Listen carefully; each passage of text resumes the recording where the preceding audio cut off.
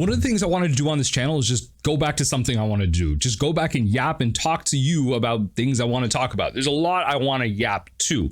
And today is just going to be about the winner's mentality. It's something that happens in all TCGs. And it's something that I think is holding a lot of people back in terms of their enjoyment, how much they commit to a TCG, and like where it ultimately takes them in terms of their life goals. By the way, you're probably seeing a whole bunch of nonsense on the screen just to keep your attention. I mean, this is for the TikTok mentality kids, but honestly, a lot of these thoughts here are going to be my own personal takes here. I may not be quoting like super scientific articles. Again, I'm just yapping at you for a couple minutes, but the whole idea is that many people are so stuck in this idea of winning constantly, that everything is about winning. And I think one thing to understand is that there is an inherent level of competitiveness in anything once you have something to gain from it. So if you have, for example, in a multiplayer online game, if you have some type of special item or status to gain, whether that to be a rank or a special one-time only cosmetic, then there is going to be a level of inherent competitiveness to it, especially in events that have promos. Now, if those are participation promos in Magic the Gathering, then there might not be as much competitiveness to it, but there still is like a barrier to entry in terms of pricing. That's a whole other different discussion. When it comes to winning, the problem is that when it takes those winners too far in the conversation in terms of holding people back from actually enjoying the game, whether it be themselves or other people. And what I found was that generally in TCGs, and I think Magic does a lot better job of this, and this is one of the best things to come out of the Commander epidemic that many constructed players call it, the fall of Magic or whatever. And I think those people are just being toxic and disingenuous. Like I think like those people, I think you have problems in your own life that you should address. And I think you should take a break from Magic and go address those before you come back and do that, because that's part of like holding people back, where just because Magic means something to you doesn't mean that you need to take that to the point where you're holding other people back from finding what Magic means to them. And that could be a sense of community, the gathering. That could be finding fun interactions, playing the game, the magic of it all. No part of Magic the Gathering is there an inherent definition of competitiveness or an inherent definition of winning. And although that's how the game was originally designed, we had the Pro Tours and the loss of our competitive system, the introduction of Commander and all that. But what Commander does good is create that sense of community that isn't necessarily designed around winning. And what I like about Commander also is that it still does have that aspect where you have that successful Rule Zero conversation of CEDH. CEDH isn't a separate format from EDH. It is a subsection of the Commander format. And again, it is one brought out of a successful Rule Zero conversation where everyone agrees collectively that they will win at all costs. And I think this happens especially in Commander more so when people start to awake to the idea that statistically speaking, with all things being even, you are only going to win 25% of the time. In a 4-player pod, if you play in that pod all the time, assuming all decks are even in some way, shape, or form, everyone politics the same way, you will only win 25% of the time. So if the majority of the time you are not winning, what do you do to increase enjoyment?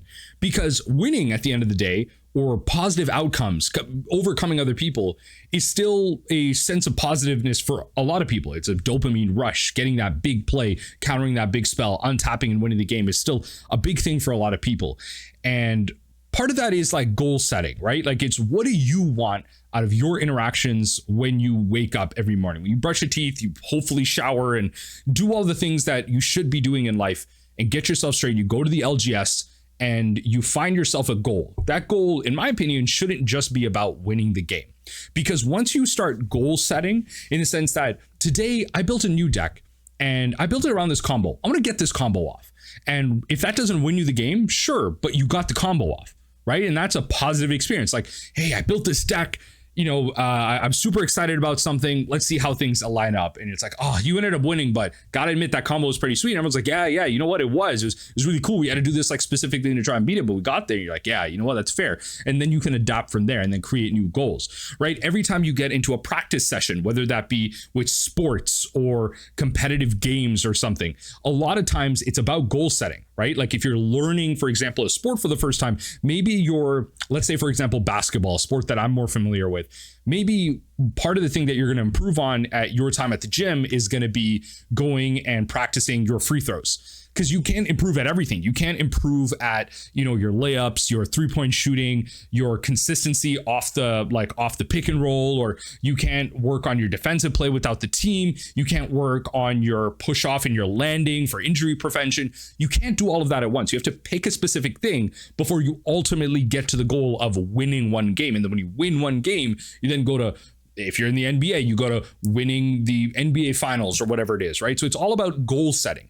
And I feel like people jump to winning the game too much in Magic, and it holds them back, because when you don't set goals and you don't realize what you want out of things, once you start setting these goals, you realize how far you want to take them and the type of enjoyment you can get.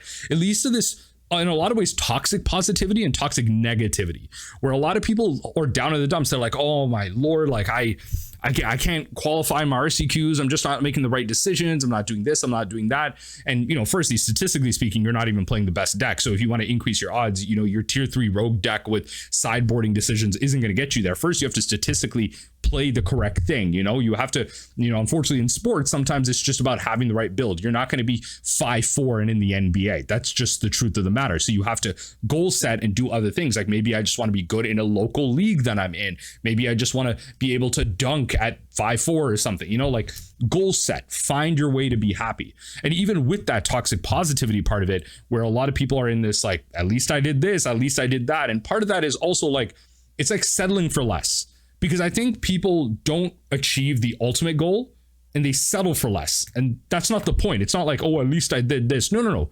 Goal set it for yourself, right? Don't have it as a backup, have it as a primary, have that discussion with yourself and understand, like, I don't want to RC invite. I don't want to be on the Pro Tour. Maybe if I just won the RCQ, that'd be cool. Maybe if I top 8'd a couple of times, that'd be really cool. That's a pretty achievable thing.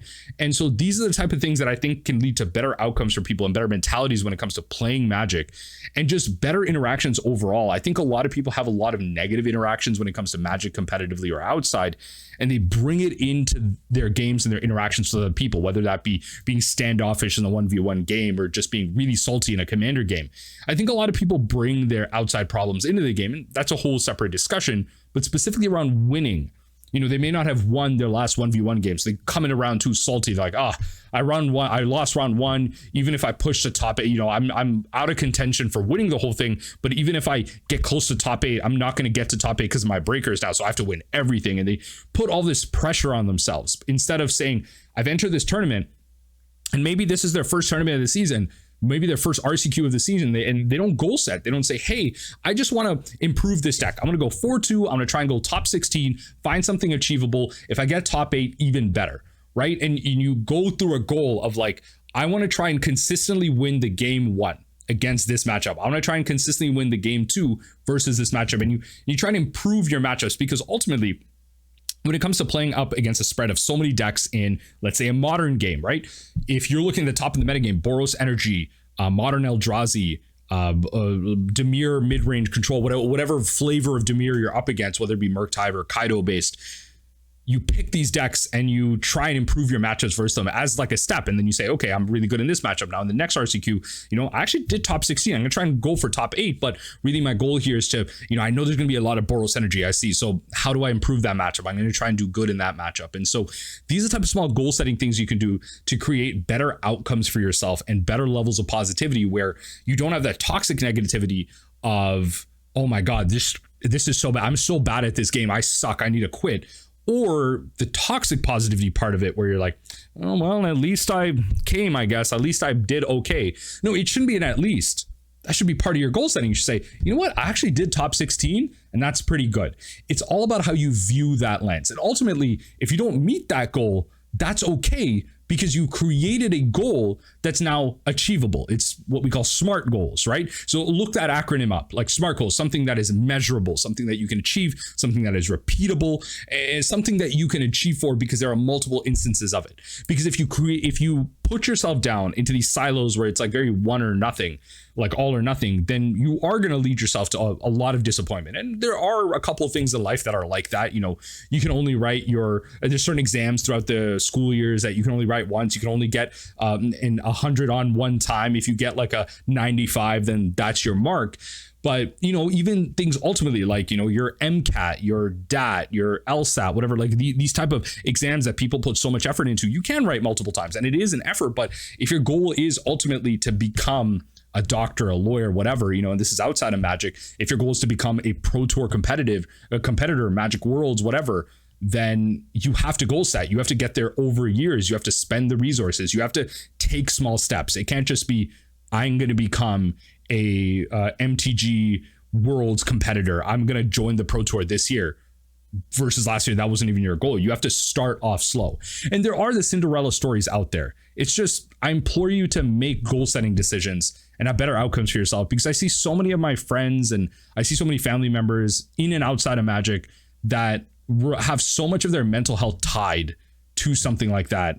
And I feel bad for them. And I fall trapped to some of this as well. And that's why I wanted to kind of talk about this, just have like an open conversation. I don't know where this is going, but these are the type of conversations I want to have on this channel about just doing better goal setting and how that can lead to better outcomes for you, especially when it comes to winning. Let me know what you think in the comment section down below. If you want to see more videos like this, I'm going to try and posting them for like, you know, once a week, maybe on the Saturday for like the next little month, and just kind of have fun with them, see if they go anywhere. Again, just trying to go back to doing more of what I want on this channel while still trying to appeal to the masses. But a like would be appreciated. Let me know in the comments how you're feeling about something like this. If you didn't feel right about something I said, then I'm happy to go back and forth as well. I'm not an unreasonable person. This is me just being personable with you.